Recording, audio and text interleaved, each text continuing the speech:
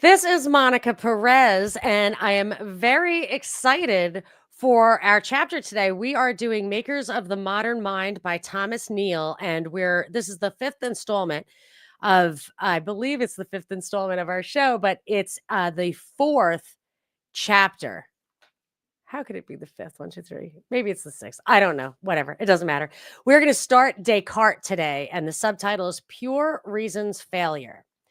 But before I get to that, I got to tell you a few things because this broadcast, which I'm doing live, may cut out. We are having crazy windstorms here. I live in technically it is LA County, but I live in the like a foothills and of Pasadena, so it's like above Pasadena even.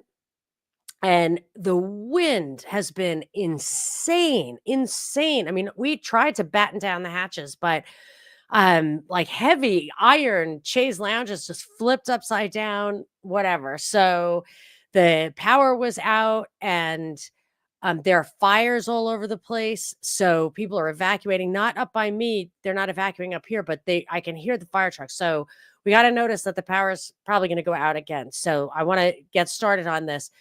But I today normally Tuesdays and Thursdays at 2 Pacific, 5 Eastern, I do a real newsreel and to catch up on the news.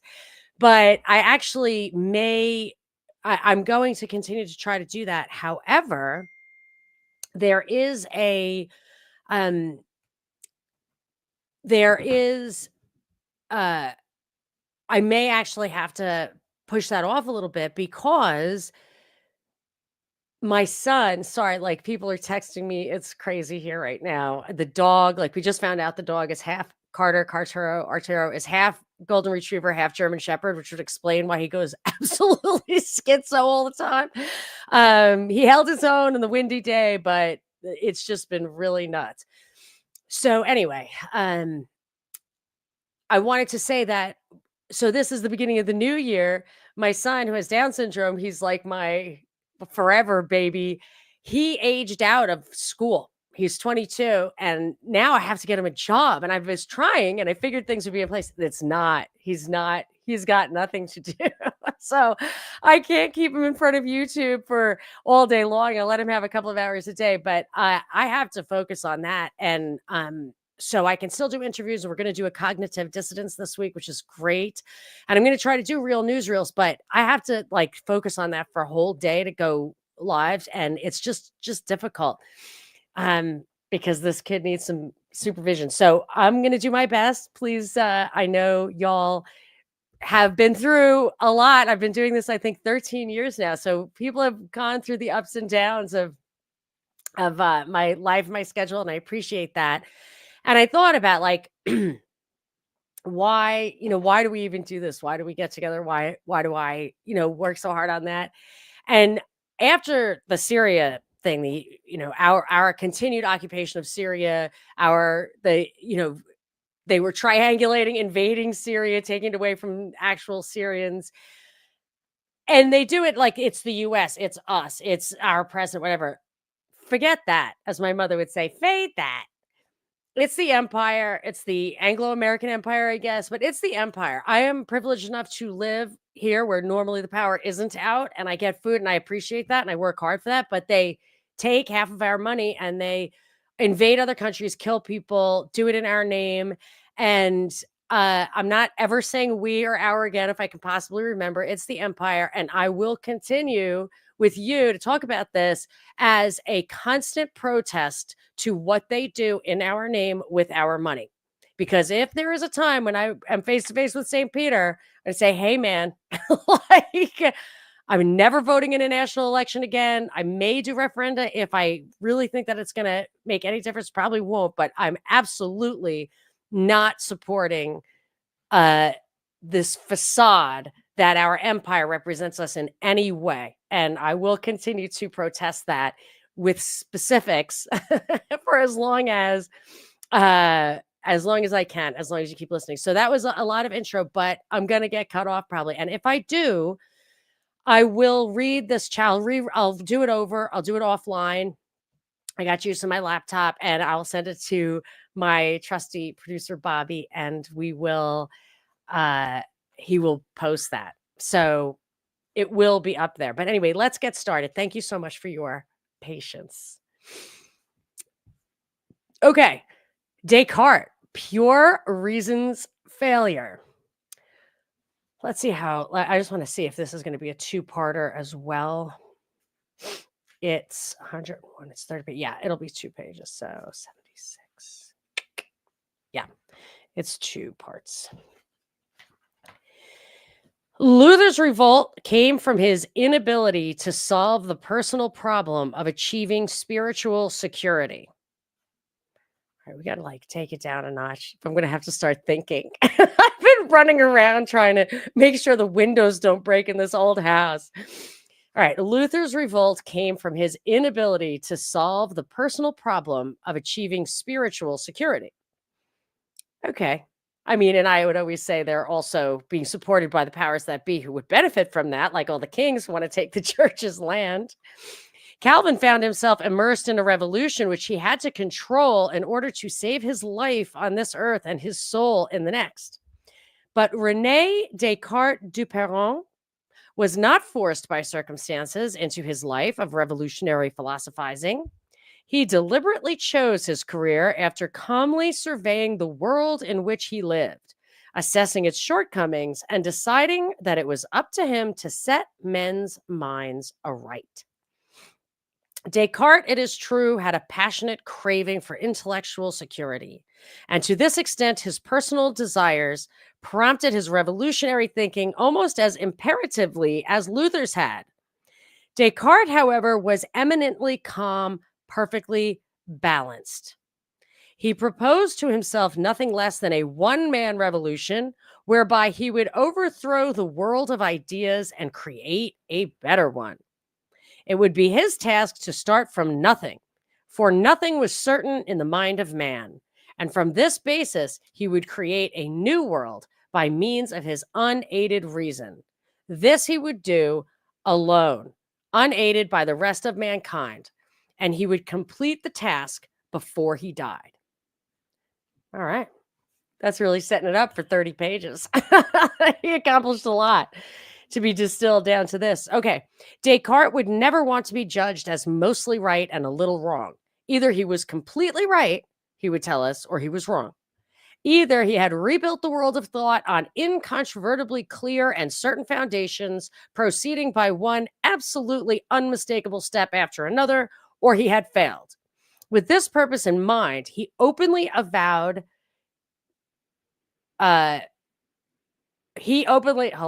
with this purpose in mind, probably need to edit. Do I need to edit these little things out in the actual show, in the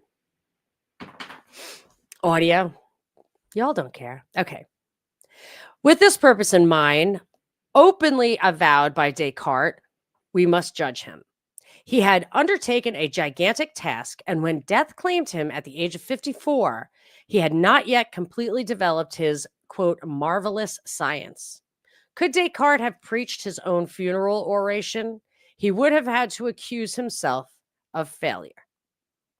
But Descartes was not the kind of failure who could be ignored or quickly forgotten, for he put his imprint deep on the modern mind and influenced its workings from his day to this. It would not be too much to say, indeed, that Descartes has a hand in jet propulsion.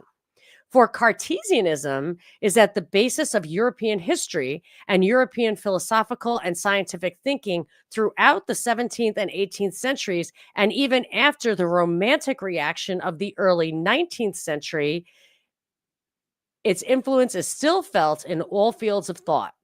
For at least 2 centuries, no philosopher could afford to ignore Descartes. Either he had to carry on Descartes' work and solve the problems he bequeathed to philosophy, or he had to level the Cartesian edifice before erecting his own. Cartesianism was long in possession of the modern mind, and the effects of its long tendency are only today wearing thin. We can truly say that we are now witnessing the final failure of 3 centuries of rationalism. Descartes is the father of rationalism. Malebranche, Leibniz, Spinoza, and others tried to perfect his rationalistic, deductive method of thought and to bring to full bloom all the germinal seeds of his innate ideas. They likewise tried to solve the problem of the relation of the body to the soul, which Descartes had so definitively separated. From him stem both the idealism of Berkeley, which they pronounce Barclay, and Hume, and the materialism of such philosophers as Lamettrie and Holbach. Descartes left philosophers a spirit which was pure thought and a body which was only a machine. Some philosophers picked up the spirit and went off into the clouds of idealism, ignoring the body and all things material, denying their cognoscibility and sometimes even their existence. Others picked up the body, which was merely a wonderful machine whose only necessary notes were extension and motion, and either forgot about or denied the spirit and the mind. Most important, perhaps, Descartes turned the world of knowledge inside out. He concluded that we have immediate knowledge only of our own ideas, and thus he shut up the mind in itself and cut it away from the clouds we see, the rain that beats in our face, the steak we eat, and the chair we stumble over in the dark. All these things we can never know except through our knowledge of God. A man must take it on faith that whiskers grow on his face and he needs a shave. Descartes ended up by making our ideas independent of the world they supposedly picture. This is the element of subjectivism so prevalent through modern history and so strong today. From animal clubs, which prefer local kittens to displaced children from afar, to the Nazi ideologist who claims that Einstein's theories might be true for Jews, but not for Nordics. So this idea of like ultimate subjectivism, I always thought that was weird, but I actually thought it was Greek in origin. Like, is this table really a table or is it in our mind? And I never cared for that kind of thinking. I don't care. You stumble over a chair in the dark, your problem is the same no matter how you define your relationship with the material world. We are living in this world. And this is, I mean, I have never not noticed the passage of time or cause and effect as we perceive it as being the only thing that is relevant to us. And if that's what he's spending his entire existence trying to prove, that's fine. But the fact that it's so fundamental to modern thought almost feels like it's the problem. It's the confusion. And let's see if Thomas Neal, who has very strong opinions, how he feels about it. So now we are part 1 in the chapter. I guess that was an intro to the chapter.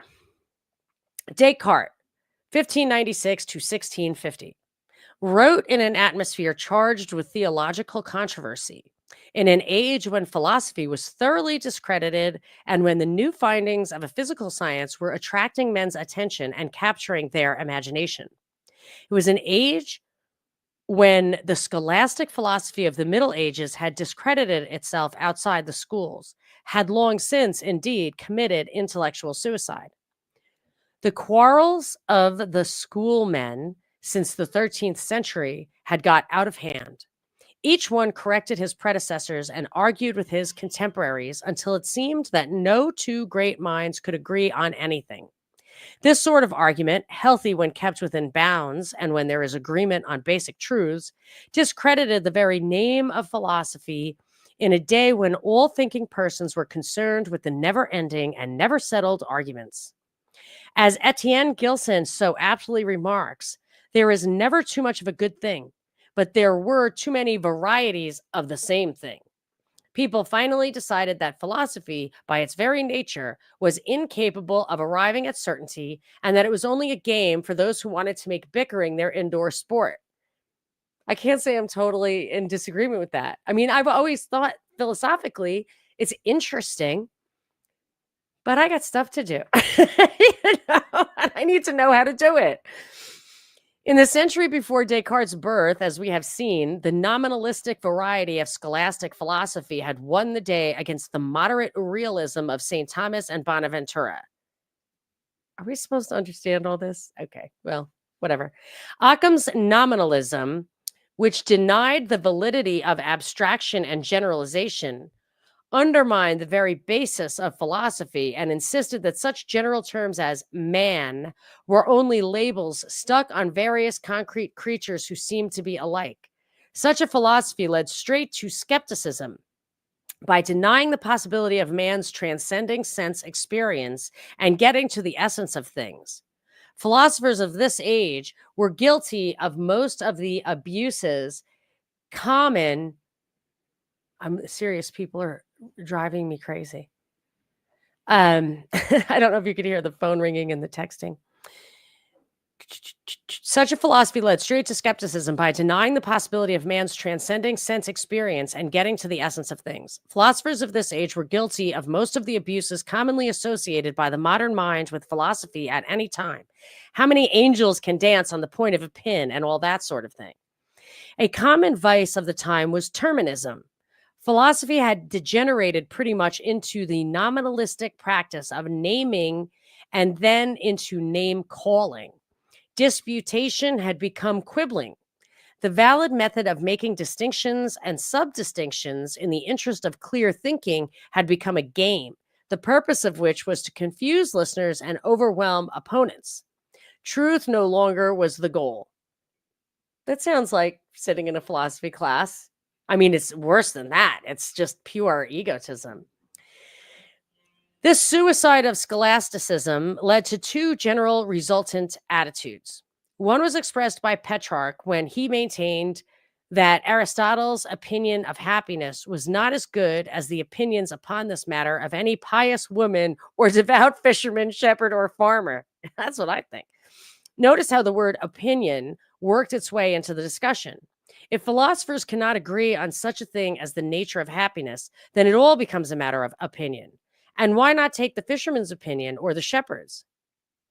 So skepticism about man's ability to know, to apprehend reality set in. Can I just say, but happiness is subjective, is it not? I mean, I'm not saying I care about the shepherd or the farmer or the fisherman's opinion about my happiness, but if you're many things are not subjective, but happiness is a subjective, maybe not. Maybe not. Can you tell somebody that they're happy when they think they're not? Maybe it's like, yeah, all right, yes. So we could go down this path of philosophical back and forth at any given moment. Okay. Which okay, so and why not take the fisherman's opinion of the shepherd? So skepticism about man's ability to know, to apprehend reality set in. At best, it was a matter of opinion, which sounds like Jeremy Bentham in the 19th century or a debate in Congress today. Yes, I totally agree. Jeremy Bentham was the guy who invented the panopticon. Yikes. The panopticon where it's a round prison and every single cell is visible by the watchtower in the middle. And if somebody does something wrong, the guy in the watchtower shoots them dead right there. And every once in a while, like somebody in a cell, you'll see he gets shot dead. So you are super on your best behavior. Well, you don't even need the guy in the watchman if you just run up there every once in a while and shoot somebody. That's, I think, the theory of the panopticon. And I believe that's what people say we're in the digital panopticon. The other attitude resulting from the decline of scholasticism was revealed in the question of Thomas à Kempis. Yeah, he did the Imitation of Christ. That's a good one. Oh, JC says, I think Bentham also pioneered the concept of the welfare state. I would not be surprised. The question of Thomas à Kempis, what signifies making a great dispute about hidden things, which for having been ignorant of, we shall not be reproved in the judgment. This is the intellectual indifferentism which had set in among the brethren of the common life and various quasi-mystics like Luther at the very beginning of modern history. It matters not what you believe, as long as you believe firmly and die well. Gosh, that sounds like the subjectivism of the left today, where hypocrisy is the only sin. This attractive attitude is full of dynamite, for it is based on the comforting but false assumption that there is no connection between belief and action, between what goes on in one's mind and what follows in his physical movements. It is based on the disheartening assumption that man is not a rational animal and that he has no rational control over himself.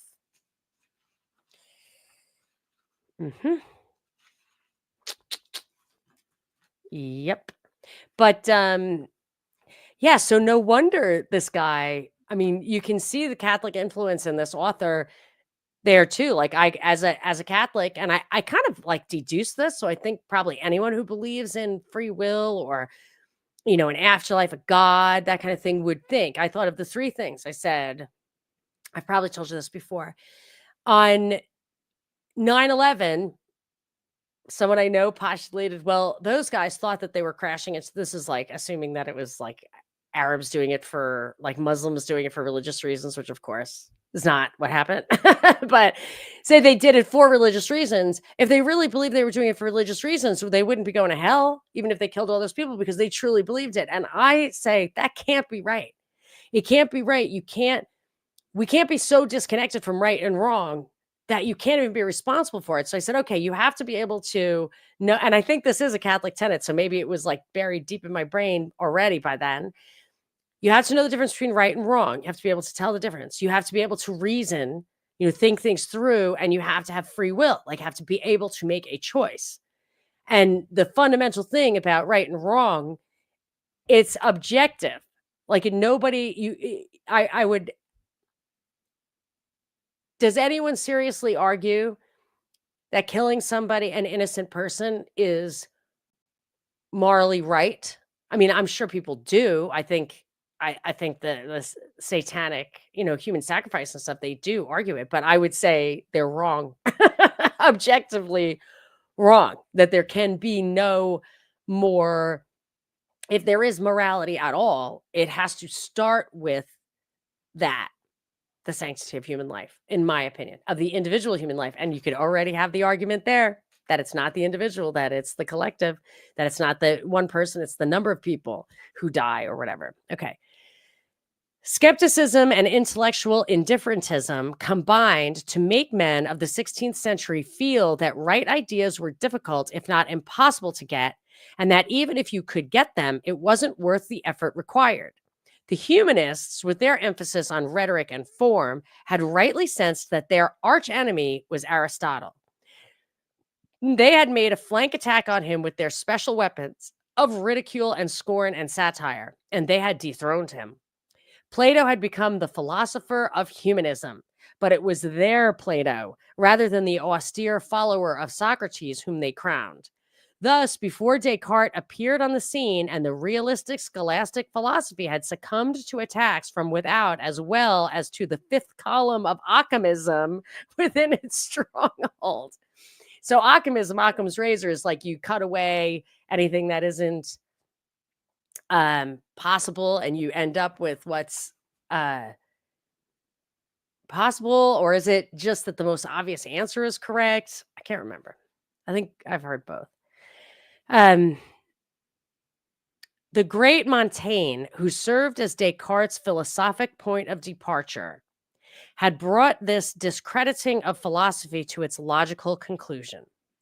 The urbane Frenchman had withdrawn from the world of confusion and incessant struggle, intellectual, political, and religious, to meditate and to write down his thoughts.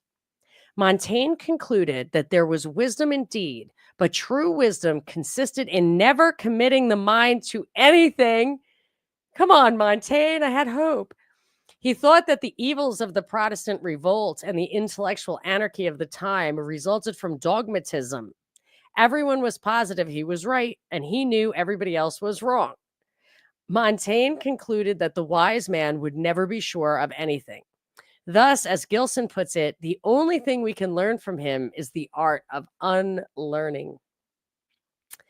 Descartes, who was going to build a new philosophy from scratch, who was anxious to become the Aristotle of the modern world and to replace the learned father of philosophers as the sage of the schools, had to find a knowledge that would stand the test of the skepticism of the Parisian libertines, followers of Montaigne. Of this he was keenly aware, and for such a knowledge he began to search. It certainly was not to be found in scholastic philosophy. Descartes insists on that. Of philosophy, he says, I will say nothing, except that I saw that it had been cultivated for many ages by the most distinguished men, and yet there is not a single matter within its sphere which is not still in dispute, and nothing, therefore, which is above doubt. He had no intention then of rescuing Aristotle from the skeptics and making the ship of scholasticism seaworthy again by reseaming its hulk and refitting its gear. So we just shortly ago got a message that they are going to kill the power. So I probably need to charge my phone. Hold on a second. Hold on a second, people. Bobby's going to love this. A lot of edits. A lot of edits today. Oh, snap. Hold on. Oh, my gosh. I don't want to lose the family audience here, babes, but. Oh, forget it. Are you serious? Nope. It's not working. Sorry, people. Hold on. I can't do it. For you, I will have to have a dead phone. You know, worse things have happened. Am I right? Okay.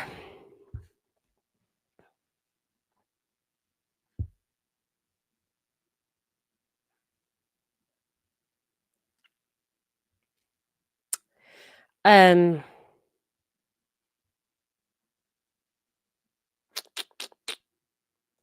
forget where I was. Descartes insists on that, right? Of philosophy, he says, I will say nothing except that I saw it had been cultivated for many ages by the most distinguished men, and yet there is not a single matter within its sphere which is not still in dispute, and therefore nothing which is above doubt. He had no intention of rescuing Aristotle from the skeptics and making the ship of scholasticism seaworthy again by reseaming its hulk and refitting its gear. He would build his own ship, but out of what material? The material of the newly popular physical sciences was at hand, and to it Descartes naturally turned, whether purposively or not. It was new, and it was fresh, and it was practical. It opened up new vistas, and its accomplishments were concrete and observable.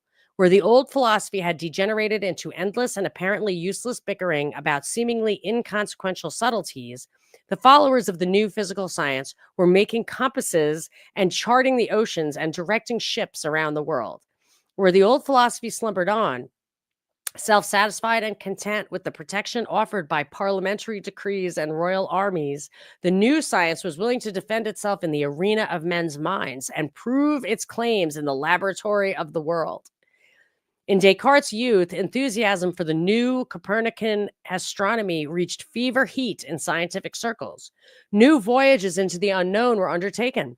New lands were discovered across the sea, and Galileo was even discovering unknown planets.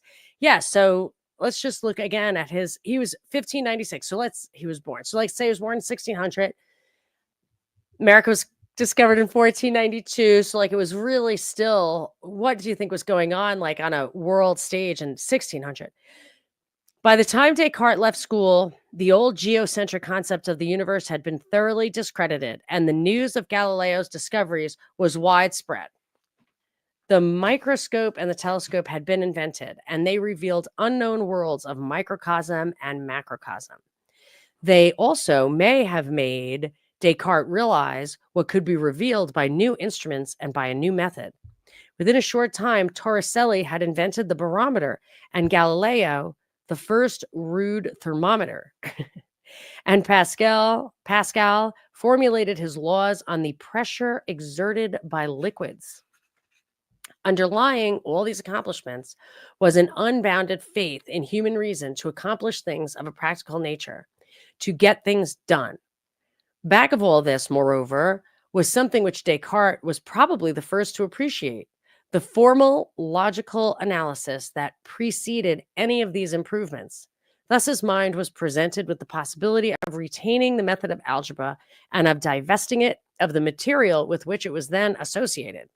From this, it would be an easy step to conclude that since mathematics was a purely formal science and was independent of the concrete nature of the terms to which it was applied, there was no reason why it should not be applied to any subject matter whatsoever. It would be an easy step, therefore, to convert philosophy into universal mathematics, and all sciences would become one. Oswald Spengler, I think, says everything is math. I believe he says everything is math, and I kind of like his. I think he may have been like in the. I don't think he was a Nazi, but he was like from that era. He was German. I don't know. I don't know anything about that. But if you read he has like a philosophy of civilization, like Toynbee had, and I guess Carol Quigley had. But his is like everything is math, and I don't know. It appeals to me for some reason. Anyway, so maybe it was Cartesian. This was the age then in which Descartes began to cast about for the materials with which to construct his new philosophy. The old philosophy was thoroughly discredited, and skepticism was the attitude of intelligent men toward any body of ideas. The new philosophy would have to stand the acid test of thoroughgoing skepticism. It would have to be built on incontrovertible bases and would have to proceed by clearly and unmistakably correct steps one at a time. The material for such a new philosophy that would be unassailable by human reason seemed to lie ready at hand in the mathematical method employed by physical sciences. But it should also be remembered that Descartes, who was as much the child of his age as its sire, wrote in an atmosphere that was, as Maritain puts it, charged with theology. Because he was a child of his age, Descartes applies the clarities of science and the zeal of religion to his new philosophy. The philosophy of Descartes, Maritain continues, came into the world with an appearance of Christian and geometric heroism, measuring the earth and immediately finding God in the soul. His thought is cloaked in a double prestige, that of science and of apologetics, of geometry and of spirituality. All right, so we actually do have time. We're in part 2 of this chapter, and I think we can get through it. The father of modern philosophy, René Descartes du Perron, would not make a good Elk or Rotarian, nor if he lived today would he be a politician, a union leader, or a member of the local chamber of commerce. Perhaps he would be I like Jack's comment. Imagine a world where the skeptics are seen as intellectuals. My, have we flipped? Yes, I mean, that's what I think. We're the thinkers.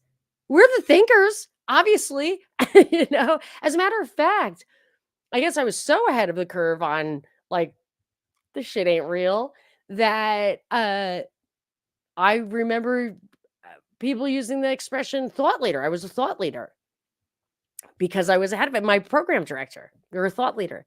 And now look, now even the conspiranoid thing is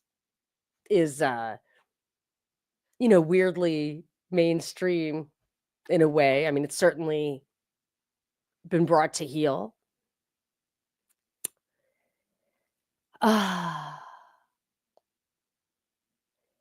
Perhaps he would be an unhappy professor holding aloof from students and fellow professors alike, but at least he would maintain his integrity. Descartes always was that sort of man. He shunned society except when he moved among men to observe them in a detached way. He refused to marry because he thought a wife would be a burden on him and would curtail his freedom, and because, as he wrote to a young lady, there is no beauty comparable to the beauty of truth. Now you got to watch Worshipping Truth too, because wasn't that like Blavatsky's line? Like truth is the only true goal, only worthy goal or whatever. Man. Okay. Hold on. He worked alone, and his attention never strayed to the world of human beings, whose thought processes he believed he was analyzing. His philosophy suffered from his social isolation, for it betrays his failure to have observed the whole man in whom was the mind he studied. Yes, I learned that in law school, that I could be very black and white. I could always get the math, But the judgments, the precedents set by some of the great jurists of all time see through that black and white calculus. Like David, right? What did King David say? Just divide the baby in half. That those precedents that really stand the test of time, like hundreds of years, thousands of years even, of like that make the foundation of the law, of common law, uh, they take an insight that is unique, but it's not just black and white stuff. And that's why it was one of the three things that were vocations: the clergy, medicine, and law. I believe were the three vocations, like callings, like people had a gift for it. Yeah, so it's not black and white as much as I would like to think it was. Descartes is a tragic example of a philosopher who was so interested in truth that he ignored the mouths through which truth and error issue. He was so interested in the mind of man that he failed to learn to what extent and in what way it depends upon the body, upon sight and touch and taste and smell. His philosophy could therefore be predicated of angels, of pure spirits, of ghosts, but not of men. It is a tragedy of history that the father of modern philosophy was so absorbed in philosophy that he ignored the philosopher. Thus, his philosophy was not true of man. The first philosopher, maker of the modern mind, took the mind out of man and therefore made it non-human. And here, what about this irony? He is the one who, I think he's saying, brought us to a subjectivism. And let's keep reading and see if this is really a paradox or if I'm not fully understanding it yet.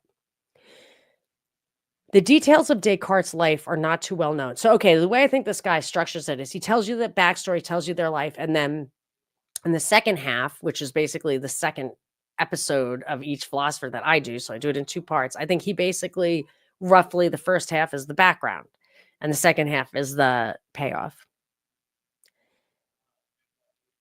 The details of Descartes' life are not too well known. He wrote an autobiography, though scholars see autobiographical strains in his discourse on method. Oh, he wrote no autobiography. And he had no Boswell to record his thoughts and deeds for posterity. His associates were few and they were distant, so they can tell us little about the man. It is from his writings, from his letters to acquaintances, and from comments of those who knew him that we must glean information about him. Descartes was born in 1596, and 10 years later, he entered the Jesuit college at La Flèche. La Flèche? This was the school of which Descartes observed in 1638 that, quote, there is no place in the world where philosophy is better taught. But as a youth, he had little liking for the subject, which he thought was a means of, quote, making ourselves admired by others less learned. I totally agree with that. And I think philosophy should be taught in old age homes, not high schools. I think you have to have thought about what are the questions and what might the answers be before the right answer, that before you can recognize the truth when you see the right answer. Otherwise, it is just all this, back and forth and who can argue better. He apparently put little value on his education at La Flèche, his favorite observation being that it was primarily literary. The subject which seems to have attracted him most strongly was mathematics, partly because of the very nature of the subject, and partly, no doubt, because of the remarkable mathematics teacher then at La Flèche, a certain Father Clavius. Descartes inherited from this, quote, modern Euclid, the spirit of mathematical learning, an awesome and hallowed regard for mathematical truth as the only kind worthy of cultivation. In the 1611 edition of his mathematical works, published when Descartes was still at La Flèche, Father Clavius stated his case for mathematics thus. This is a quote. The mathematical disciplines demonstrate and justify by the most solid reasons everything they may call for discussion, so that they truly beget science in and completely drive out all doubts from the mind of the student. This can hardly be said of other sciences, where most of the time the intellect remains hesitating and dubious about the truth value of the conclusions. So manifold are the opinions and so conflicting the judgments. Yeah. The theorems of Euclid, as well as those of the other mathematicians, are just as purely true today, as safe in their results, as firm and solid in their demonstrations as they already were in schools many centuries ago. But quantum mathematics does demonstrate that Euclid, in the end, is not the whole truth. And I have a soft spot for uh, quantum physics, whatever, because that's where proof of free will lies, I think.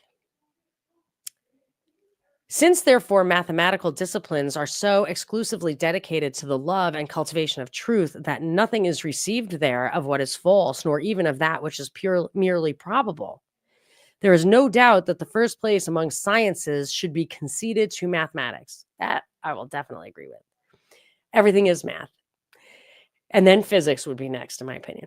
Descartes came away from La Flèche at the age of 18, convinced not only with Father Clavius that mathematics was the queen of the sciences, but that it was the only science deserving of the name. After leaving school in 1614, Descartes decided to travel in order to read in the great book of the world. He joined the army of Prince Maurice of Nassau and traveled, but he read not in the great book of the world, but in the mirror of his own mind. His notes reveal 3 important dates in his mental development, dates in which can be found his, quote, marvelous discovery, which was to determine the course of modern philosophy for centuries. In 1614, he was 18? And rather annoyingly for the cold rationalist who refuses to see any magic in numbers, these dates were the 3 successive November 10ths of 1618, 1619, and 1620. So November 10th is the red letter date for Descartes. On the first of these dates, Descartes met Isaac Beeckman, a Dutch doctor 8 years older than himself, who provoked him to thinking afresh. He conversed with Beeckman and found that they had in common that love of mathematics, which he had found in no other person since he left college. I slumbered and you awakened me, he was to write to Beeckman at a later date. Together they I'm sorry. Hey, I have a modern mind. What else am I going to think? Together they talked and together they planned to create a new science by applying the method of mathematics to the science of physics, then a part of philosophy. On the second of these dates, he observes, 10 November 1619, I discovered the foundations of a marvelous science. I'm getting a little nervous because I'm facing a window. Like, it is windy out there. And I'm just like getting ready. The way Descartes had stumbled, for it was practically a case of stumbling on this marvelous science, was as follows. Since his army had nothing to do that day, he stayed alone in a small stove-heated room, occupying himself with his thoughts. And that night he had a dream in which the angel of light visited him, a dream which he was to hold to his dying day, the most important event in his life. For in that dream, Descartes discovered his, quote, marvelous science, which he was to work upon and perfect the remaining 31 years of his life. Ironically, then, modern rationalism was discovered in a dream in which the human mind played at most a subconscious part. What Descartes had done was to make the important discovery of applying algebra to geometry and creating what is known today as analytical geometry. Cartesian geometry, yeah, okay. Descartes saw at once, however, that he could also apply mathematics to physics, so that physics that had till then been connected with medicine and philosophy were now shown reducible to number. Yeah, physics, definitely. Definitely, I think. I've always thought that. I liked physics. I was good at math and physics, but I was like not the other stuff you just had to remember, like chemistry and biology and stuff. It was like physics and math, you could like figure it out. You didn't have to study as much. It was a discovery worthy of genius, but Descartes did not stop there. He believed that he now saw his way clear to applying the mathematical method to all sciences and thus developing a single science, constructed along the lines of mathematics, which was to embrace all knowledge and reduce all sciences to the level of abstract number. God and angel, the mysteries of time and space, of plant and animal, complex social relationships, even that elusive creature man, were all to be rendered as abstract, as clear and distinct as mathematical quantity and plus or minus relationships. So this is my thing where I always wondered this. When I was little, I always wondered if you knew the position of every atom in the universe and all the laws of math and physics, could you predict the future? And I could not figure out a way around that. And I figured that's how God knew everything. But this quantum thing where the observer affects the observed, where something um, isn't locked in until it's been identified, I guess would be my way of thinking of it, locks in the idea that you could not see the future that way and that you do have free will. So I'm thinking with his Euclideanism and all that, like he's thinking, I mean, then I think you become a fatalist, like you believe in fate, like you have a fate, you can't control it, which seems to have been a theme with the previous guys, Luther and Calvin here. And of course, if you don't have free will, you really can't be responsible for what you're doing, which would really relieve you of a lot of moral responsibility, which I'm sure modern man likes. He certainly lives it. All the sciences, he tells us, are interconnected by a chain. No one of them can be completely grasped without the others following of themselves, and so without taking in the whole encyclopedia at one and the same time. Again, such a science should contain the primary rudiments of human reason, and its province ought to extend to the eliciting of true results in every subject. That was a quote. The world, then, and all knowledge will be knowable by the new method. It will be known in a flash, immediately by intuition, and not by the laborious process of taking information in through our senses, reflecting upon it, and resolving it into organizing bodies of knowledge. Moreover, it will be a single science, including all knowledge and reducing it all to the same level and to the same method of treatment. 10 November 1620. Descartes wrote the next year, I begin to understand the foundation of a wonderful discovery. Through the year, he had meditated on the ramifications of his discovery and had arrived at conclusions which he was to elucidate throughout the rest of his life. In 1622, he sold his estates at Poitou, Poitou, in order to obtain an independent income on which he could exist while devoting himself heart and soul to the completion of his new science. In 1628, he moved to Holland, where he was to remain for the following 2 decades. Here, he lived in a land of intellectual anarchy, a land of businessmen scurrying about the marketplace and allowing Descartes to pass almost unseen while he prepared the new science of Cartesian rationalism that would plague the world long after the accomplishments of these busy Hollanders who never had time to notice Descartes had melted into insignificance. So they will melt into insignificance. They didn't give him the time of day, but he would get his revenge. In 1642, however, the University of Utrecht condemned his teaching, and he had to appeal to the Prince of Orange for protection. Fearful of arrest, he sought safety at The Hague, and then he began to think of returning to France, a land not noted in those days for the toleration of unorthodox opinions. At this time, however, he received an invitation to serve as instructor for Queen Christina of Sweden. He took the position gladly, for it offered him the double advantage of royal protection and princely patronage. But Queen Christina had a bad habit which proved fatal for Descartes. Fatal? The royal lady arose at an unearthly hour, and because she felt that her mind was most active at 5 in the morning, Descartes had to rise early too. One morning in the winter of 1650, he contracted a severe chill on his way to tutor the queen. He died a week later at the age of 54. What a waste. Or not. It could have gotten worse, but maybe he would have redeemed himself. All right. Well, we can even do number 3, little chapter, section 3 of this chapter. All right. So he's dead. So I guess we're starting with the real impact stuff now. The father of modern philosophy was an innovator by profession.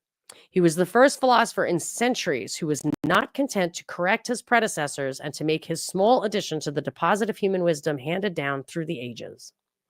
He was the first to set out consciously to build the house of philosophy anew from its foundations. But he was a circumspect innovator. There was nothing boldly defiant, nothing dashing about Descartes. It was not my temperament, he wrote to Poyet, to sail against the wind.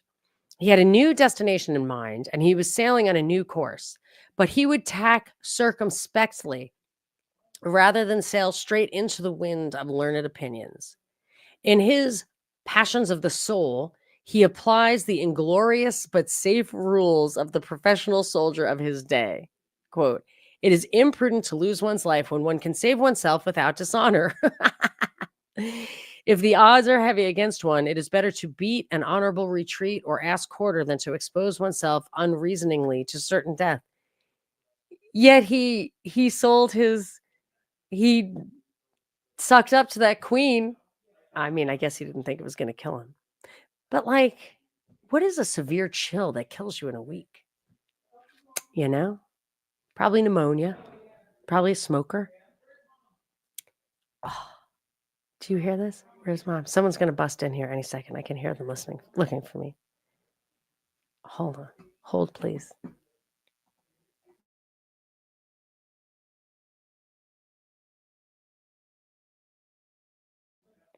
Oh, they didn't hear me.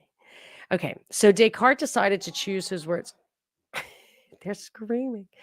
So Descartes decided to choose his words carefully and to phrase his thought so inimical to the Aristotelian philosophy still taught in the schools in language that he could explain away if called upon to defend himself. Quote, "Now that I am to be not only a spectator of the world," he wrote, "but am to appear as actor on its stage, I wear a mask." You know what? Can I just go back to this thing? It's imprudent to lose one's life. What do you think? Like, I want to know what people think, maybe in the, I don't know, people in the audience. So my last show on WSP, so I had a show for 8.5 years on the radio. And Bingley and I would laugh because on that last show, so we had a new executive producer. He was great. He was pretty high in the organization. But we also had new owners coming in. And he said, I love you guys. Like, just let your hair down.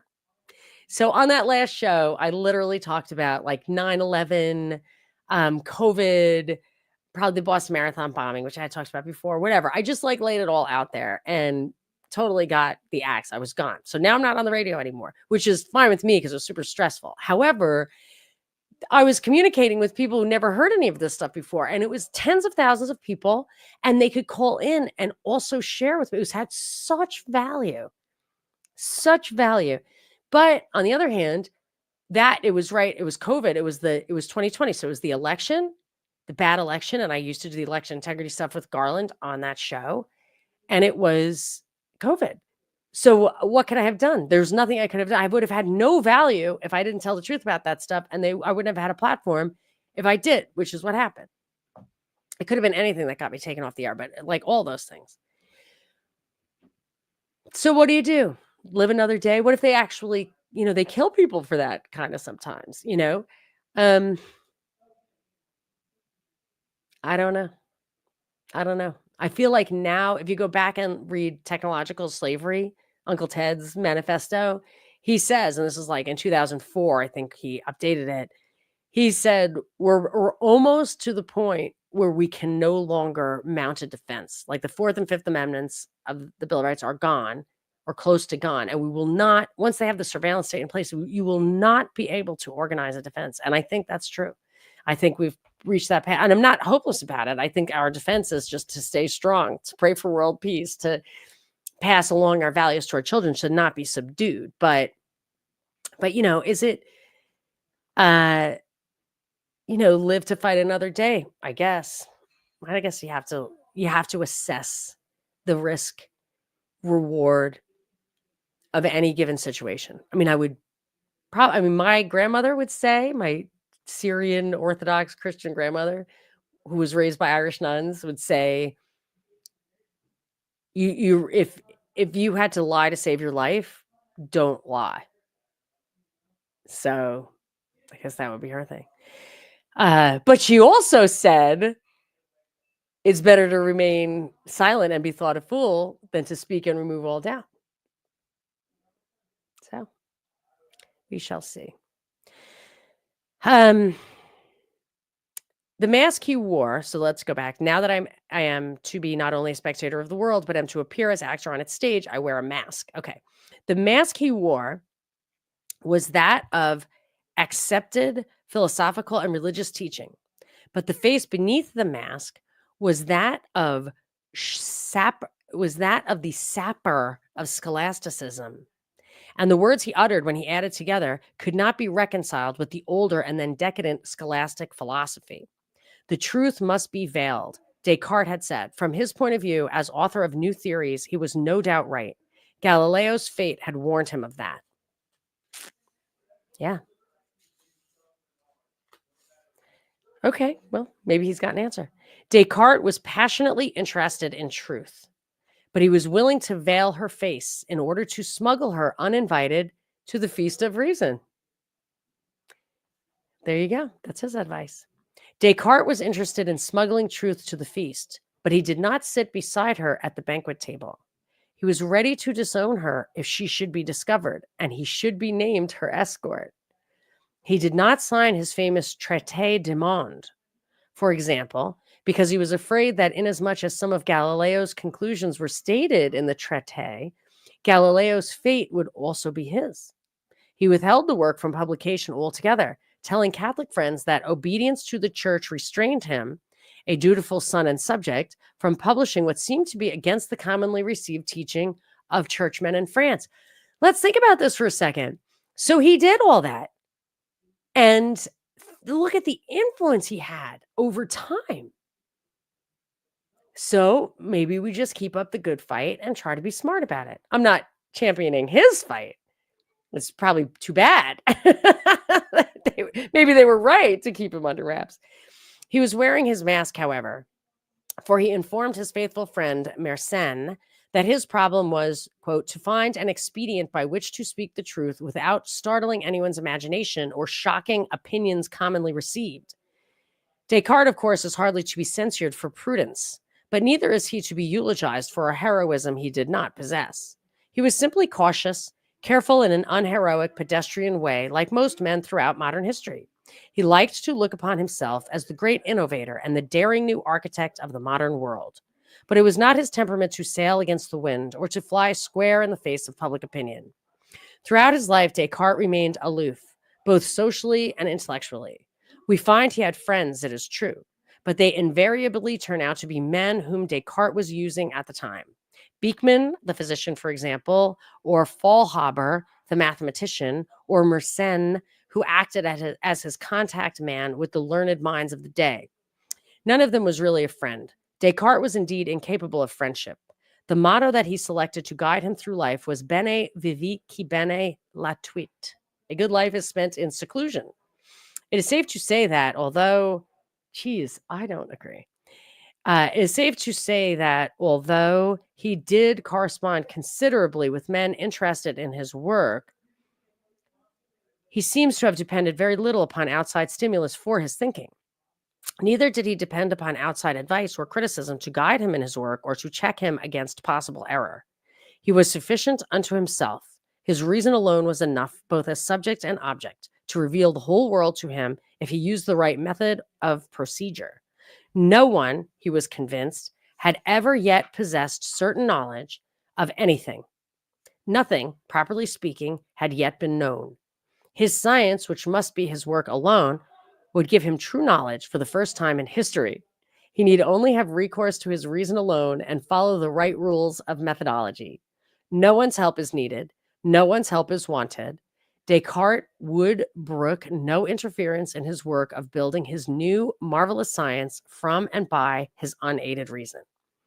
If there was any one moral vice which Descartes exhibited strongly, it was pride. It was an intellectual pride that possessed him, a pride which enabled him to put himself up against the wisdom of the ages and against all the great philosophers of the past, and to conclude that he alone could achieve what he was convinced the great minds of the past had groped for in vain. Maritain's words are both apt and just. Quote, the pride of human knowledge appears thus as the very substance, solid and resistant, of rationalist hopes. Pride, a dense pride without frivolity or distraction, as stable as virtue, as vast as geometric extension, bitter and restless as the ocean, takes possession of Descartes to such an extent that it would seem the universal form of his interior workings and the principle of all his suffering. We know what bitter, dark envy he fostered against Aristotle and what torment he suffered at still not having supplanted him in the schools. Man, that is not just pride, but ego. So much reliance had Descartes placed in his discovery and his method of arriving at certain knowledge that he was convinced all people could use it effectively and surely. The new science, he believed, was for all, even for those who had never studied, even for women who would take the time to read his works. Even for women. Boy, that is bold. Clear ideas. I mean, that wasn't a quote. That was this. The new science, even for women. Okay, clear ideas are easy ideas, and he was assigned. Well, it's as well as that even for women who would take the time to read his works. I mean, that would be true for everything. You just have to take the time. Clear ideas are easy ideas, and his was a science of clear and distinct ideas. As a matter of fact, Descartes was anxious to be the one teacher of humanity. He wanted no interpreter to stand between himself and the masses of mankind whom he would instruct. I wonder what a guy like this would get on an SAT. Like, do we measure this kind of genius? Or do we measure like STEM? Do we measure the follower? The mechanic, the execution? Those who avail themselves of their natural reason alone, he asserted, may be better judges of my opinions than those who give heed only to the writings of the ancients. So an uneducated, smart person or person who's thinking would better evaluate his works than those who were educated in the ancients. But the ancients had deeper insights than, he's just saying it's math. Everything is math. That's what I think he's saying.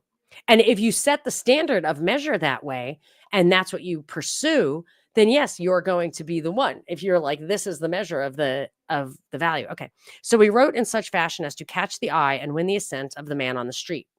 He was the first important philosopher to use the vulgar tongue of French rather than the accepted Latin.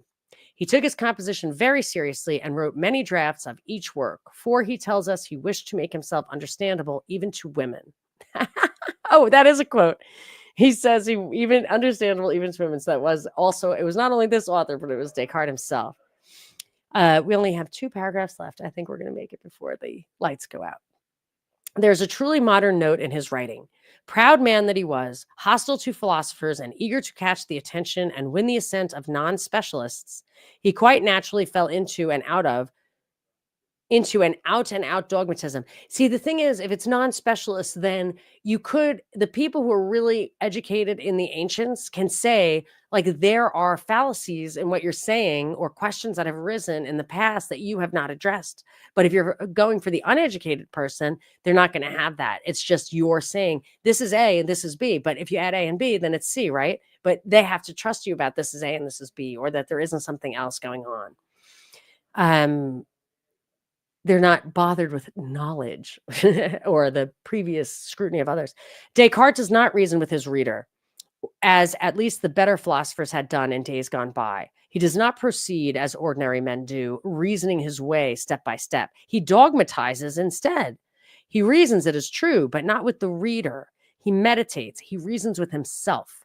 The reader must follow, and the implication always lurks in his pages that if you do not follow, if you disagree, there is something wrong with your mind. Descartes is always dogmatically right. Descartes was undoubtedly a man of genius. His mind was keen, and it cleft boldly through the realms of thought. It cut sharply and incisively and to the point. He was a headstrong genius of heroic proportions who was capable of becoming the father of modern philosophy and engendering the system of rationalism, which many less gifted and less heroic thinkers will try to complete in the centuries to follow. Of him, Gilson observes, quote, indifferent to the life of the court, to military glory, to the pleasures of society and superstitions of social rank, desirous certainly of seeing his philosophy triumph over error, but setting the passion for research and the joy of discovery at a far higher price than the pleasure of publishing and the satisfaction of success, Descartes conceived no other ideal than that of a perfectly disciplined, well placed at the service of a perfectly clear reason. Seek peace and wisdom was the profound aspiration of this man who lived by thought alone for thought alone. Descartes was one of nature's noble intellects in an austere, unapproachable sort of way. All right, so we're only halfway through this chapter, and we got a lot of meat out of that. We'll start with section 4. Let's see. I've got a couple of comments here. They might be to each other, but they might be to us.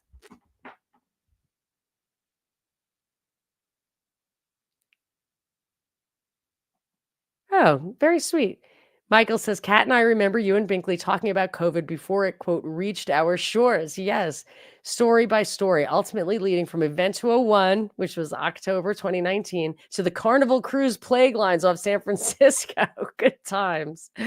Thank God that's over. I mean, let's please hope they don't fight that war on our shores again. But we had a heads up on the BS, and people like you were a big part of that. Thanks and happy 2025. What a lovely way to end this first show of 2025, which nearly didn't happen. Thank you all for hanging out. And yeah, stick with me as I try to navigate my son's next step as a like pretty disabled adult that hopefully we can get him to start living his own life so I don't have to live his life for him. But we'll keep connecting. I'll always try to do a show Tuesday and Thursday at 2. I have interviews scheduled every week for sure. And hopefully it'll just be this month. And don't forget to look out for Cognitive Dissidence. I also have the Substack thing. So if you want commercial free or Apple, you can get commercial free on there. And that's it. Yeah. So let's chit chat. Find me at Substack, Twitter at Monica Perez Show. Goodbye, folks.